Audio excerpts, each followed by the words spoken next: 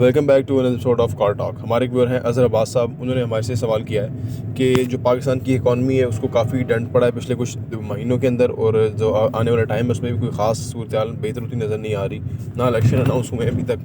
تو وہ کہہ رہے ہیں کہ جو یہ ٹائم ابھی آ چکا ہے کہ کہیں پہ بھی کوئی سرٹینٹی نہیں ہے, انسرٹینٹی ہر طرف ہے. تو وہ کہہ رہے ہیں کہ اس ٹائم پہ جو انویسٹمنٹ کرنا چاہتے ہیں ان کے لیے, پھر جو ریل اسٹیٹ کا کام سٹارٹ کرنا چاہتے ہیں, کام کرنا چاہتے ہیں, ان کے لیے یہ کیسا ٹائم ہے اور اس وقت وہ کیا کر سکتے ہیں, یہ بات کرتے ہیں.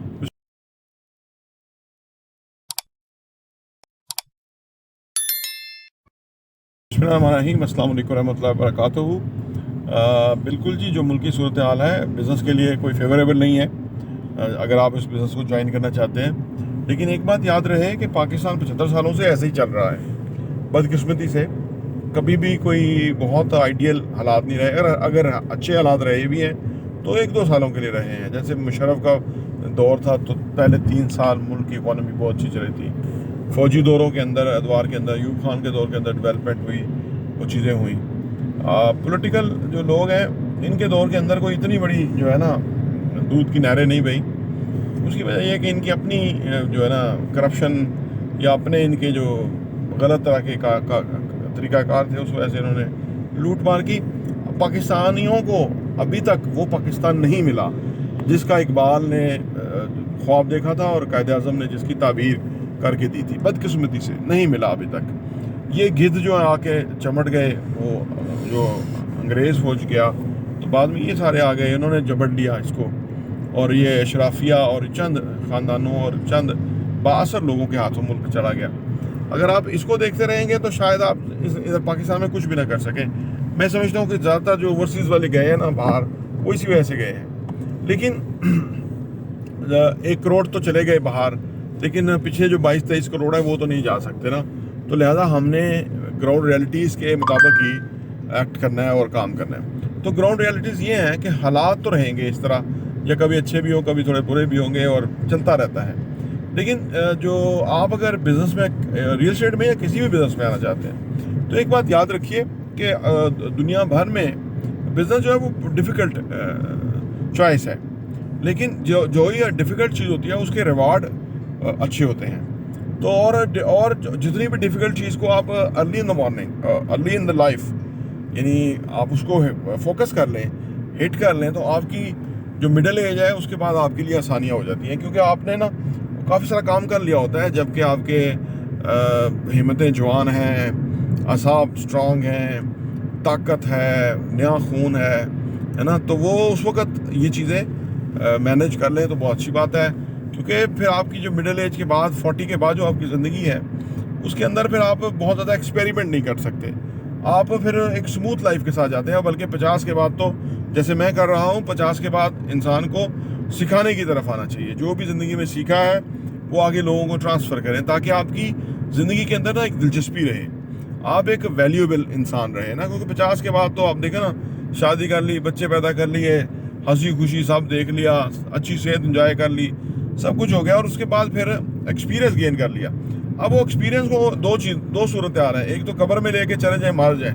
دوسرا یہ کہ لوگوں کے ساتھ شیئر کریں. اگر کسی کا بھلا ہو جائے گا تو وہ آپ کو اس کا ریوارڈ ملتا رہے گا. ہمارا جو ایمان ہے کہ جو صدقہ جاریہ طرح کی چیز ہے, اگر آپ نے کسی کو اچھی راستہ دکھا دیا تو وہ صدقہ جاریہ کی طرح کی چیز ہے, اس کا آپ کو فائدہ ملتے رہے گا. اس کے یہاں اس کی کمی نہیں ہوگی. اللہ اپنی جناب سے, اپنی رحمت سے آپ کو نوازتے رہیں گے.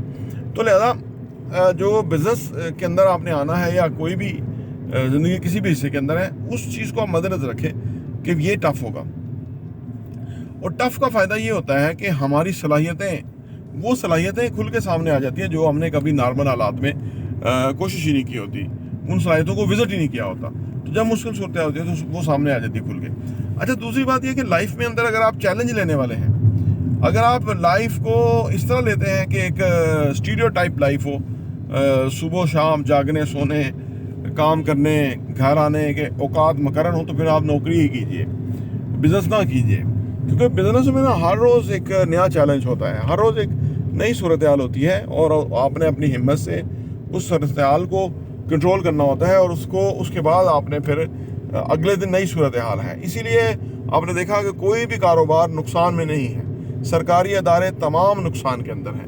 اس یہ ہے کہ وہاں کوئی پین نہیں لیتا اس طرح کے جس طرح کے پرائیویٹ شعبے میں پین لی جاتی ہے، کیونکہ پرائیویٹ شعبے میں نقصان ہوتا ہے تو ہمارا ہوتا ہے، سرکار میں نقصان ہوتا ہے تو وہ یہ قوم کا نقصان ہے، جو چلا رہے ہیں ان کا نقصان نہیں ہے۔ اگر آپ یہ کہیں نا کہ جو بھی وزیر اعظم بنے گا، جو بھی ملک کا نقصان ہوگا تو اس کی جائیدادیں سب بیچ کے تو وہ ادا کیا جائے گا، تو پھر تو کوئی بھی وزیر اعظم بننے کے لیے تیار نہیں، چیف آف آرمی اسٹاف بننے کے لیے تیار نہیں، چیف جسٹس آف پاکستان بننے کے لیے تیار نہیں ہوگا، کوئی بھی بڑا عہدہ لینے کے لیے تیار نہیں ہوگا۔ انہیں پتا ہوگا کہ یہ پلنٹی تو بس اندر جیل ہوگی، جب اگر ہم سے کوئی بلنڈر ہو گیا تو جائیدادیں بک جائیں گی، الٹا یہاں تو جائیدادیں بنانے کے لیے آتے ہیں، تو وہ ایک اور all together different ball game ہے۔ بزنس ولیوں کا، پیغمبروں کا کام ہے، اور کیونکہ اس میں محنت ہے، اس میں آپ جو ہے وہ مطلب مختلف چیزوں کو اکٹھا کرتے ہیں اور ایک پروڈکٹ یا سروس بناتے ہیں، اور اس کو پھر آپ فردر لوگوں کو روزگار کے موقع فراہم کرنے کی طرف جاتے ہیں، جس سے ایک پوری دنیا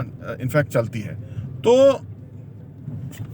اگر آپ خود چلنا چاہتے، صرف خود ہی چلنا چاہتے ہیں، کسی کو نہیں چلانا چاہتے، پھر کبھی بھی بزنس میں نہ آئیں، کیونکہ بزنس میں نا گیو اینڈ ٹیک ہے، ٹھیک ہے نا، آپ دیتے ہیں تو لیتے ہیں، جیسے گیو اینڈ ٹیک میں پہلے گیو آیا نا، آپ دیتے ہیں تو لیتے ہیں، اگر آپ دے نہیں سکتے تو آپ لے نہیں سکتے، تو یہ ہے۔ دوسری بات یہ کہ جو آپ نے حالات کی بات کی نا، تو حالات میں نے عرض کر دیا کہ ایسے ہی رہیں گے ملک میں، یہ ملک 75 سالوں سے ایسے ہی چل رہا ہے انفارچونیٹلی، تو آگے بھی شاید ایسے ہی چلے، ہو نوز، کوئی ایسا کوئی لیڈر آ جائے، قائد اعظم محمد اجلاس جیسا ہو رہے آنے والے 50 سالوں میں آ جائے یا کب آئے، لیکن ابھی تو مشکل نظر آتا ہے، کیونکہ جو اگر کوئی آیا تو یہ سارے بیڑیے اس کو چیڑ پھاڑ کھائیں گے۔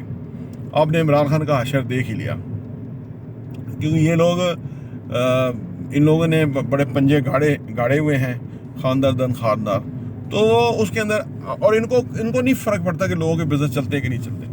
حالانکہ کوئی بھی اگر سربراہ مملکہ آئے، حکومت کرنے والا وزیر اعظم آئے یا کوئی بھی ہو، ان کا سب سے بڑا کنسرن، بگیسٹ کنسرن یہ ہونا چاہیے کہ لوگوں کے لیے ہم نئے آمدنی کے ذرائع پیدا کریں، ان کے لیے روزگار کے موقع پیدا کریں، لیکن یہ ایسا نہیں کرتے، نہ سوچتے ہیں نہ کرتے ہیں، اس وجہ سے ہمارا جو معاملہ ہے وہ ڈسٹرب ہے۔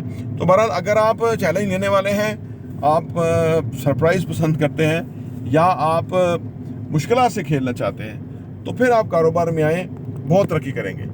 یہاں پھر یہ بھی بات ہے کہ ترقی بھی بہت، کہ موقع بھی بہت ہے یہاں پہ، ٹھیک ہے نا، جو بھی صورتحال ہے، جیسے بھی یہاں پہ کلچر ہے، جو بھی ہے، اس کے باوجود بھی بزنس بہت فلرش ہے، ریکوائرمنٹ بہت زیادہ ہے، 22 کروڑ عوام ہے، ان کو کوئی بھی ڈھنگ کی چیز فراہم کرنے والا نہیں ہے، سچا تاجر کم ہے، ٹھیک ہے نا، ایمانداری سے کام کرنے والے کم ہیں، پورا تولنے والے کم ہیں، سچ بولنے والے کم ہیں، خدا کو حاضر ناظر جان کے کام کرنے والے کم ہیں۔ تو یہی اپرچونٹی ہے، آپ خدا کو حاضر ناظر جان کے کام کریں، پورا تول لیں، آپ لوگوں کو فائدہ کریں، آپ ان سے مختلف ہو جائیں۔ ہوگا مشکل، یہ الگ ہونا، مختلف ہونا مشکل ہے، لیکن یہی اپرچونٹی ہے، یہیں سے وہ راستہ نکلے گا کہ جس میں آپ کی جو پروگریس ہے وہ بہت زیادہ ہوگی۔ پراپرٹی انٹرویو دیکھنے کا بہت بہت شکریہ۔